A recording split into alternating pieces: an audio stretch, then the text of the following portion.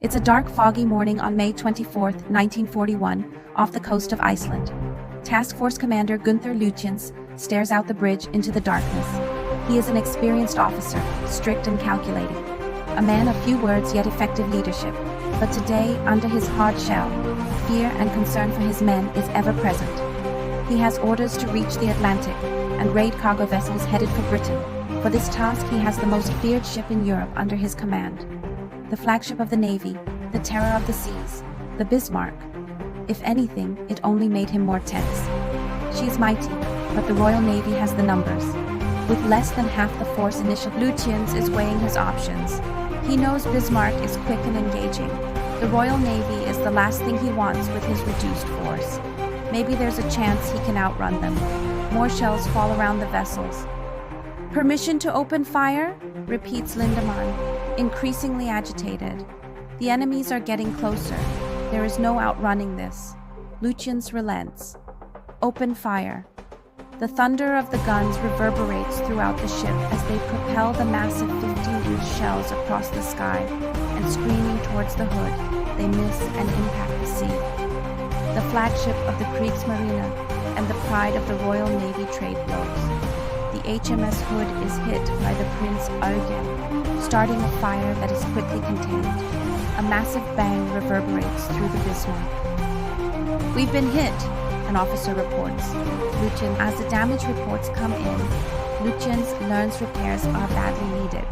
Despite this, he refuses to slow the ship to get them done, as he knows at least 2 heavy cruisers are shadowing him. They need to get some distance first. What is clear is that Bismarck is too wounded to continue the mission.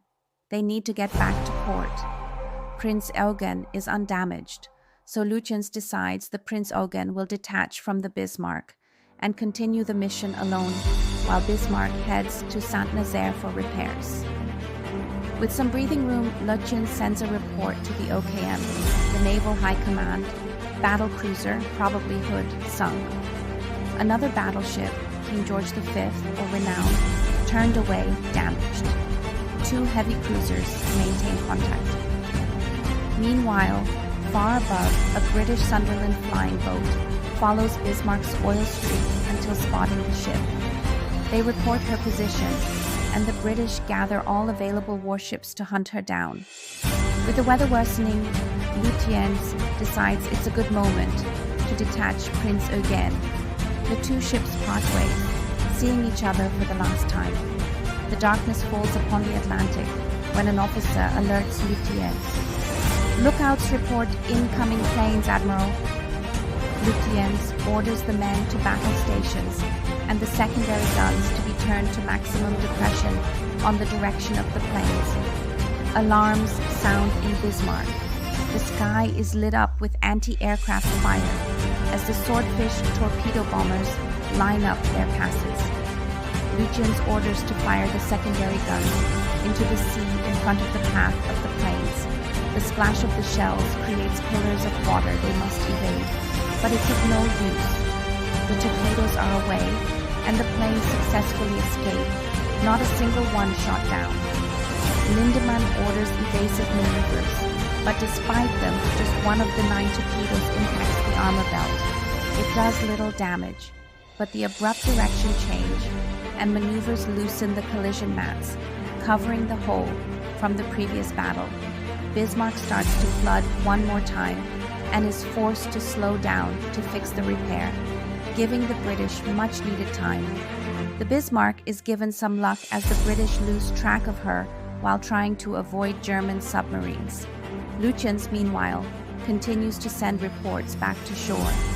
Believing he is being shadowed, he sees no point in maintaining radio silence. Unbeknownst to him, the messages are being used by the British to continue the chase even beyond the radar range, but they make yet another mistake, and the closest pursuers sail the wrong way. Time was running out, though, for the Germans, and in the morning of May 26th, a Catalina finds the battleship. That night, another Swordfish raid swoops upon the Bismarck. Alarms blare one more time, and the crew repeat the strategy of the morning. Anti-air fire lights up the night sky as the torpedo bombers approach. The seemingly obsolete swordfish are flying so low and slow. Bismarck's fire control predictors, built for newer planes, have a hard time giving accurate predictions, and heavy AA guns struggle tracking them. Even when hit, the German fire passes through the old stringbags. The plumes of water made by the secondary guns, while ingenious, proves little more than a nuisance for the attackers. The bombers drop their payloads and the fish are away. Lindemann orders evasive maneuvers, but it's too late. A torpedo impacts amidships, and does little but a second explodes right on the rudder, jamming it. The swordfish fly away, leaving the vessel alive but wounded. Repairs are attempted, and they successfully fix one of the two rudders. But despite their best attempts, it's not enough. An hour later, Lutyens reports the ship is unmaneuverable. It is now stuck at sea, sailing in circles. What little maneuverability they have left results in little more than wobbles. Mood on board darkens quickly as the realization of their likely fate sets in. At 1 a.m. of May 27th, Lutyens transmits for the final time.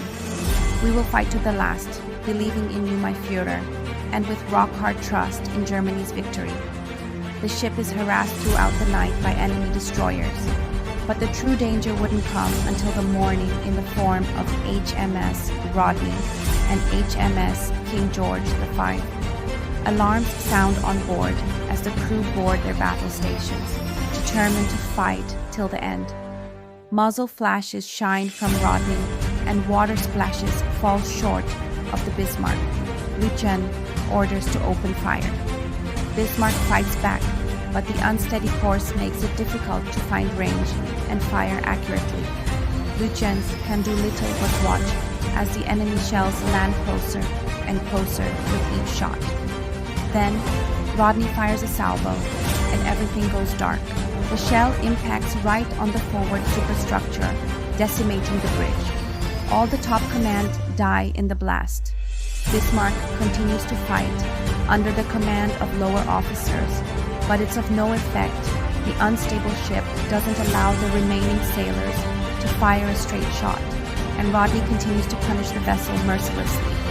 Fire consumes the ship, and the guns are put out of action one by one. By 9:30, Bismarck has fired for the final time. The British ships close in, continuing to fire unopposed. The vessel has fallen under command of the Chief of Damage Repair Stations, who reluctantly orders to set scuttling charges and abandon ship. By 10 a.m., Bismarck has been reduced to a floating, burning wreck.